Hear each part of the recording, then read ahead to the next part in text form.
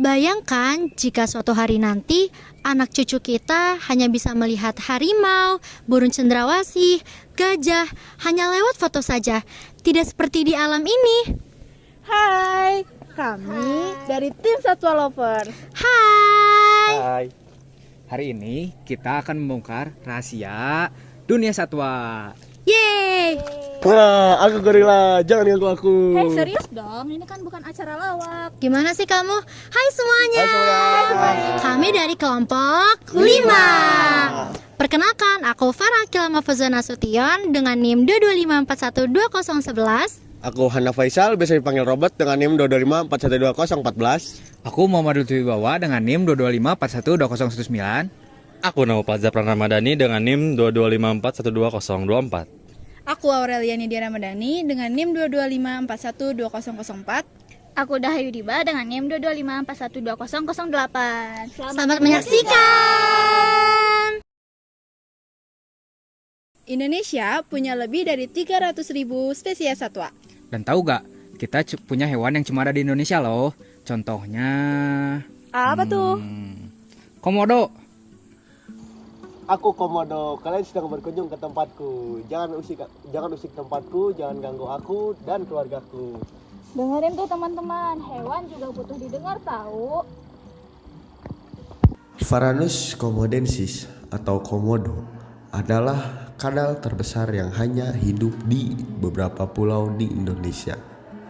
Tahu gak sih teman-teman, komodo terancam punah karena faktor perubahan iklim dan rusaknya habitat yang mereka tempati akibat aktivitas manusia seperti pembangunan dan pariwisata, serta perburuan liar yang menyebabkan populasi mereka semakin sedikit. Nah, ada gak sih solusi untuk mencegah kepunahan komodo itu? Solusinya tentu saja ada, yaitu konservasi habitat di dalam dan di luar kawasan lindung, penegakan hukum terhadap perburuan, pengelolaan pariwisata yang berkelanjutan, dan upaya pelestarian global untuk mengatasi perubahan iklim. Aku harimau Sumatera. Dulu hutan rumahku luas, sekarang tinggal segini. Sabar ya, kamu kuat kok. Atas nama hewan-hewan Indonesia, kami menuntut kalian untuk tidak merusak lingkungan kami. Lihat rusa ini, mereka bisa makan 4 kg makanan per hari. 4 kilo, itu sama kayak aku makan sehari loh. Bayangkan rumah mereka makin sempit. Kalau hutan habis, kemana mereka harus pergi?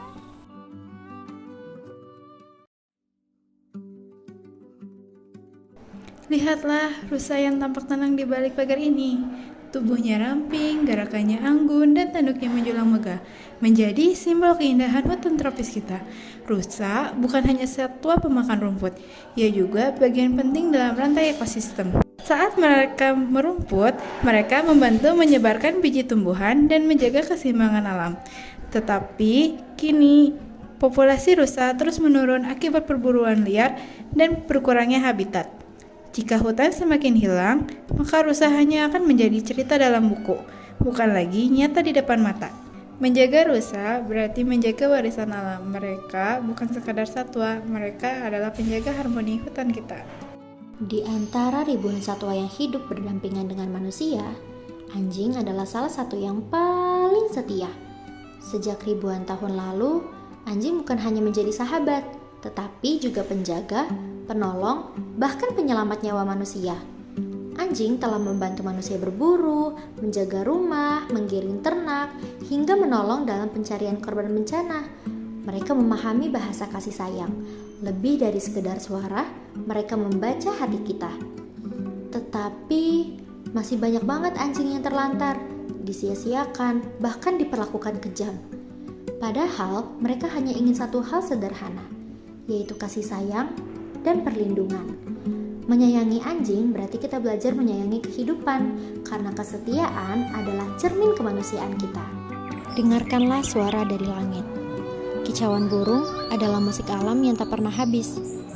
Sayap mereka mengepak bebas, membawa pesan tentang kebebasan dan juga kehidupan.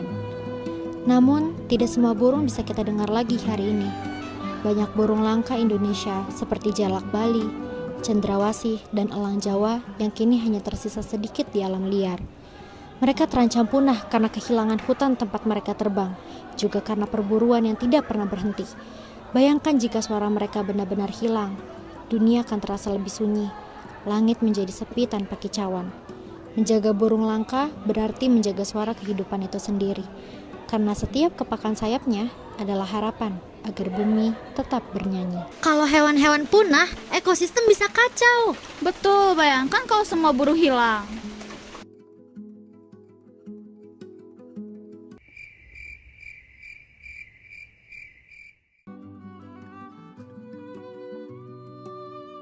Siapa yang bakal bangunin kita tiap pagi? Nanti Diba telat terus tuh. Iya nih, aduh, kesiangan. Hana, kenapa satwa harus dilindungi? Karena kalau harimau punah, maka rantai makanan akan kacau. Tikus-tikus bisa jadi presiden di hutan. Jangan biarkan tikus itu berkuasa. Hari ini kita sudah belajar banyak. Dari rusa yang anggun, anjing yang setia, sampai burung langka yang menjadi suara kehidupan. Dari tumbuhan yang memberi nafas, sampai satwa liar yang menjaga keseimbangan alam, semua adalah bagian dari keanekaragaman hayati yang tak ternilai. Mereka hidup berdampingan, saling terkait, dan semuanya membutuhkan perlindungan kita. Jika satu hilang, maka rantai kehidupan akan rapuh. Perlindungan satwa dan tumbuhan bukan hanya tanggung jawab pemerintah atau penjaga kebun binatang, tetapi juga kita, generasi muda yang akan menentukan masa depan bumi. Mari kita jaga, kita rawat, dan kita lindungi. Karena melindungi mereka berarti melindungi diri kita sendiri. Bersama, kita tumbuh menjaga bumi agar tetap penuh suara, penuh warna, dan penuh kehidupan. Dan semua hal itu bisa dimulai dari langkah kecil. Jangan buang sampah sembarangan karena sungai dan hutan adalah rumah mereka.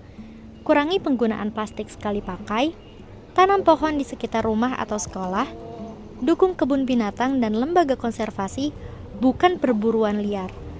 Sayangi hewan peliharaan dan jangan pernah menyiksa mereka.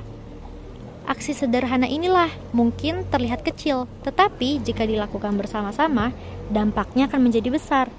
Satwa akan tetap ada, tumbuhan akan tetap tumbuh, dan bumi akan tetap hidup.